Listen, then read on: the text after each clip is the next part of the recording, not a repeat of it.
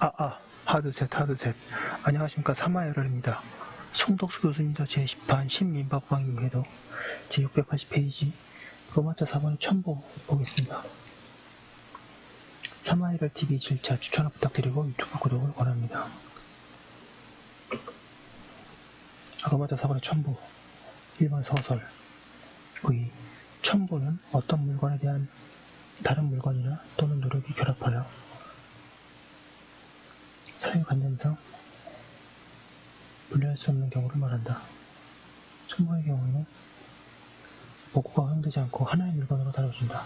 첨부에는 부합, 혼합, 가공의 세 가지가 있다.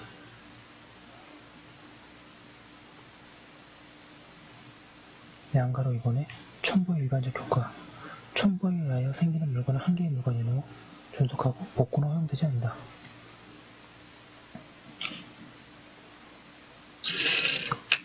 (681페이지) 방가로 이번에 첨부에 의하여 생긴 새 물건에 의하여 새로운 소유자가 정해진다. 그 결과 그 물건의 소유권은 소멸한다. 방가로 3번 첨부에 의하여 그 물건의 소유권이 소멸한 때에는 그 물건의 목적을 하는 제3자의 권리도 소멸한다. 그러나 그 물건의 소유자가 새로운 물건의 단독 소유가 된 때에는 제3자의 권리는 새 물건에 존속하고 그 물건의 소유자가 공유자가 된 때에는 제3자의 권리는 그 공유지분 위에 존속한다. 방가로 4번 첨부로 인하여 손해를 입은 자는 부당이득에 관한 규정에 의하여 보상을 청구할 수 있다.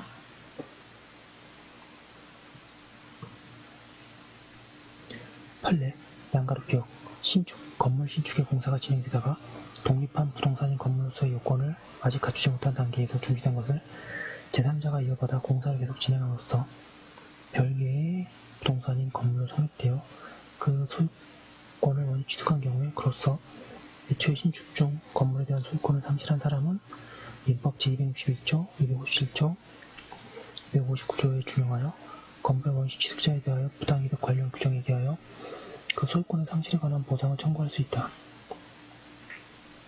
양가로 니은에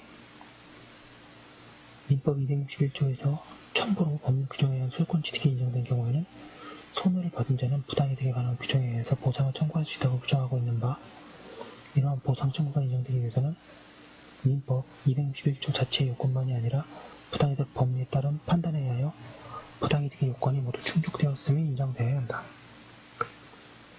매도인에게 소유권이 유보된 자재가 제3자와 매수인과의 사이에 이어진 도급계약의 이행에 의하여 부합된 경우 보상 청구를 거부할 법률상 원인이 있다고 할 수는 없지만 제3자가 도급계약에 의하여 제공된 자재의 소유권이 유보된 사실에 관하여 과실없이 알지 못한 경우라면 선취득의 경우와 마찬가지로 제3자가 그 자재의 귀속으로 인한 이익을 보유할 수 있는 법률상 원인이 있다고 봄이 상당하므로 매도인으로서는 그에 관한 보상 청구를 할 수 없다고 할 것이다.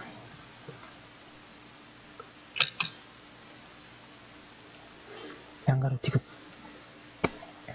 양도담보권의 목적인 주된 동산에 다른 동산이 부합되어 부합된 동산에 관한 권리자가 그 권리를 상실하는 손해를 입은 경우에 주된 동산이 담보로서 가치가 등가된 때에 따른 실질적 이익은 주된 동산에 관한 양도담보권자 설정자에게 기속되는 것이므로 이 경우 부합으로 인하여 그 권리를 상실하는 자는 그 양도담보권 설정자를 상대로 민법 제261조의 규정에 따라 보상을 청구할 수 있을 뿐 양도담보권자를 상대로 그와 같은 보상을 청구할 수는 없다.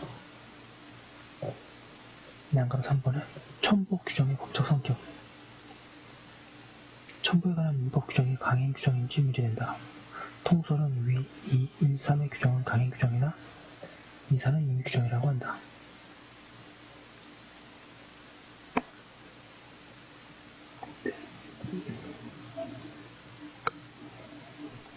사견으로 첨부에 관한 규정 가운데 배달의 효력이 있는 물건의 성립과 귀속에 관한 것은 당연히 682페이지 강행 규정이라고 하여야 한다. 다만 가공에 관한 259조의 임의 규정이라고 할 것이다. 그것은 제3자에 영향을 미치지 않기 때문이다. 결국 가공물의 소유권 귀속에 관한 규정과 보상에 관한 규정만 임의 규정이라고 할 것이다. 이번에 부합, 양가 1번의 의 부업은 소유자를 달리하는 여러 개의 물건이 결합하여 한 개의 물건으로 되는 것이다.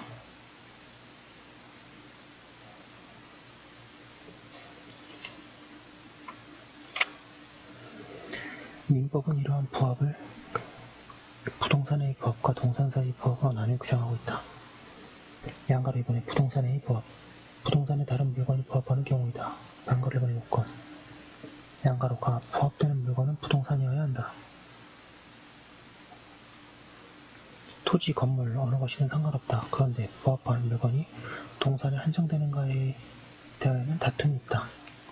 학설은 동산에 한정된다는 견해와 부동산도 포함된다는 견해로 나뉘어 있다.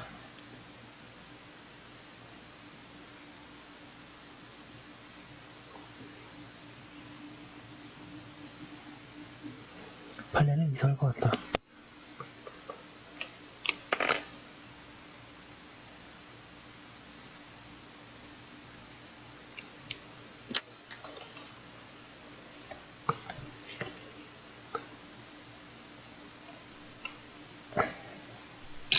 생각컨대 건물과 같은 토지와는 별개의 부동산은 토지에 부합될 수 없다. 그러나 돌담, 다리, 또는 포장 같은 별개의 부동산으로 되지 않은 토지의 정착물은 부동산인데 토지에 부합되었다고 보아야 할 것이다. 민법도 이를 의식하여 물건이라고 표현한 것을 이게 된다. 결국 이설 및 판례가 타당하다. 양가로나 부착, 합체가 일정한 정도에 이르러야 한다. 그 정도는 동산 사이의 부합에서와 마찬가지로 부합되는 부동산이나 부합하는 동산을 훼손하지 않으면 분리할 수 없거나 분리에 과다한 비용이 필요하여야 한다. 판례는 건물에 다른 건물이 부합되는 경우에 부합이라고 볼 것인가에 대한 판단 기준의 하나로 과연 부속된 물건이 독립한 건물로서의 가치와 기능을 시인할 수 있는가 아니면 오로지 주 건물에 부착되어 분리하여서는 독립된 건물로서의 가치가 없고 주 건물의 사용 편의에 제공될 뿐인가 하는 점을 들고 있다. 한편 부합의 원인은 인공적인 것이든 자연적인 것이든 무방하다. 반가로 2번 효과. 양가로가 원칙. 부합되는 부동산의 소유자는 원칙적으로 부합한 물건의 소유권을 취득한다.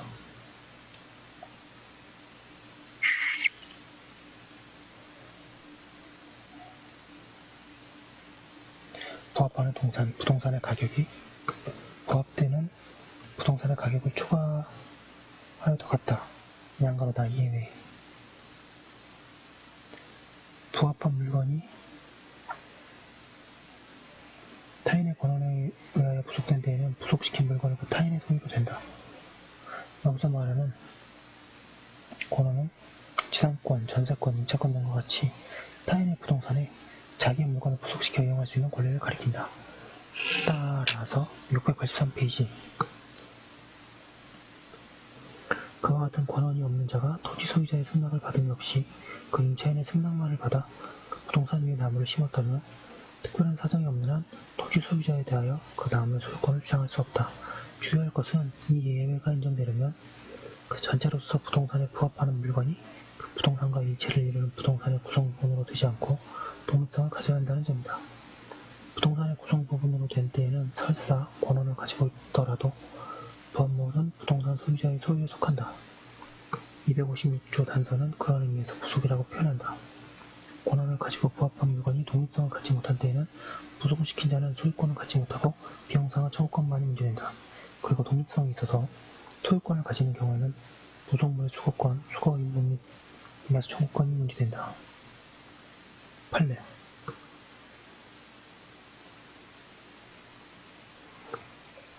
건물의 내부 벽에 붙인 안파석이나 그 내부 천장에 부합된 합판은 사회관련상 건물의 일부 구성부분을 이루고 있고 이들은 기존 건물과 분리하여 경제상 독립적으로 효용을 갖지 못한다고 볼 수밖에 없으므로 이들은 건물의 임차인이 그 권한에 의하여 건물을 부속시킨 것이라고 하더라도 이들은 이 부착과 동시에 건물에 부합되어 건물 소유자의 소유에 귀속된다고 할 것이다. 방금 3번의 특수문제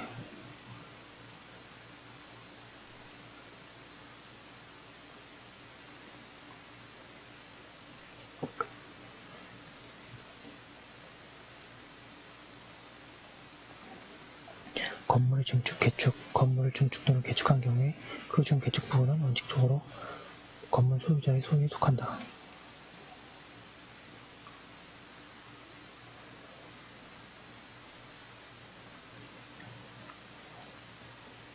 건물의 임차인 등이 임차한 건물에 그 권한에 기하여 증개축을 하더라도 증개축한 부분이 기존 건물의 구성부분이 된 때에는 건축된 부분의 별개의 소유권이 성립할 수 없고 비용상한 청구권만 문제된다. 그리고 그러한 경우에 건물이 경매되면 경락인은 증축 부분의 소유권을 취득한다.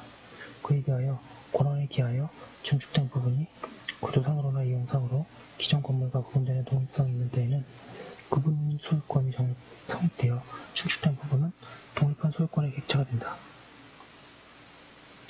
증축 당시에 독립성이 없었지만 그 후 구조의 변경 등으로 독립성을 갖게 된 때에도 마찬가지로 보아야 한다. 이와 같은 소유권을 가지는 경우에 수거권, 매수 청구권의 문제됨은 앞에서 설명한 바와 같다. 증개축 부분이 독립성을 가지느냐 여부는 물리적 구조뿐만 아니라 용도와 기능 면에서 독립성이 있는지 그리고 증축하여 소유하는 자의 의사 등을 종합하여 판단하여야 한다. 양가르마, 농작물, 수목 등의 부합, 판례는 수목에 관하여 256조를 적용하여 권한 없이 684페이지 타인의 토지에 심은 수목은 임야 소유권으로 귀속하고 권한에 기하여 수목을 심은 경우에는 수목을 심은 자에게 그 소유권이 있다고 한다. 그런데 농작물에 관하여 적법한 권한 없이 타인의 토지에서 경작하였더라도 경작한 입토의 소유권은 경작자에게 귀속한다고 한다. 농작물에 관한 이러한 판례에 관해서 학설은 토지의 부합을 인정해야 한다는 견해. 이번에 부합을 인정하지 않는 판례를 지지하는 견해로 아닙니다. 사견, 민법 총칙 부분에서도 논의한 바와 같이 농작물에 관한 판례 이론은 부합에 관한 256조의 어검될 뿐더러 타당성도 없다. 결국 농작물의 경우에는 당연한 부합의 의미가 적용되어야 한다. 그 결과 씨앗을 뿌린 때에 농작물 소유권은 토지 소유자에게 속하게 되고 경작자는 보상 청구만 할 수 있게 된다. 양가로 3번 동산 사이의 부합 방가로 1번의 요건 동산과 동산이 부합하여 선여자 아니면 분리할 수 없거나 그 분리에 과다한 비용을 요하여야 한다. 방가로 2번 효과 부합한 동산물 사이의 주종을 구별할 수 없을 때에는 합성물의 소유권은 주된 동산의 소유자에게 속하나 주종을 구별할 수 없는 때에는 부합 당시의 가액의 비율로 합성물을 공유한다. 부동산 부합 이거 단문으로 딱 나올 수 있습니다. 이거 잘 정리해 두시면 좋습니다. 그 다음에 3번에 혼화 1번의 의의 혼화는 동산과 동산이 서로 섞이는 것이다. 혼화에는 고체인 종류물이 섞이는 혼합과 유동성 종류물이 섞이는 융합 두 가지가 있다. 혼화에는 동산 사이의 부합에 관한 규정이 적용된다. 양가로 2번의 요건 동산과 동산이 서로 섞여 원물을 식별할 수 없거나 원물 분리에 과다한 비용이 들어야 한다. 양가로 3번 효과는 동산 사이의 부합에 서로 같다. 4번의 가공, 양가로 1번의 의 가공은 타인의 동산에 노력을 가하여 새로운 물건을 만드는 것이다.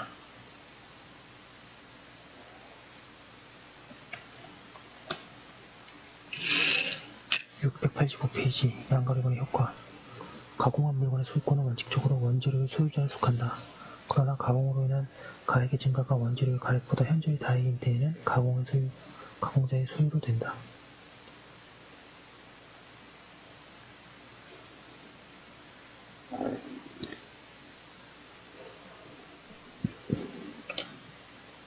그리고 가공자가 재료의 일부를 제공했을 때에는 그 가액은 증가액은 포함시켜 계산한다.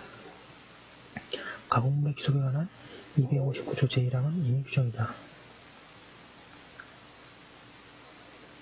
따라서 그와 다르게 약정한 것도 유효하다. 공장 생산물의 소유권이 사용자에게 귀속하는 근거에 관하여 학설이 대립하고 있다. 생각컨대 가공에 관한 규정은 연역적으로 독립한 가공자와 재료 소유자 사이의 관계를 규율을 목적으로 발전한 것이므로 오늘날의 자본가와 임금 노동자 사이의 관계에서는 적합하지 않다. 따라서 후자에는 적용이 없다고 해야 할 것이다 하고 하고 있습니다. 참고로 지금까지 본 게 소유권에서 소유권 취득 제3관 소유권 취득 굉장히 자세하게 봤습니다. 여기까지 정리한 거 잘 정리해서 머리에 꼭 넣으시고요. 잠깐 쉬었다가 또 다음 거 이어서 하도록 하겠습니다.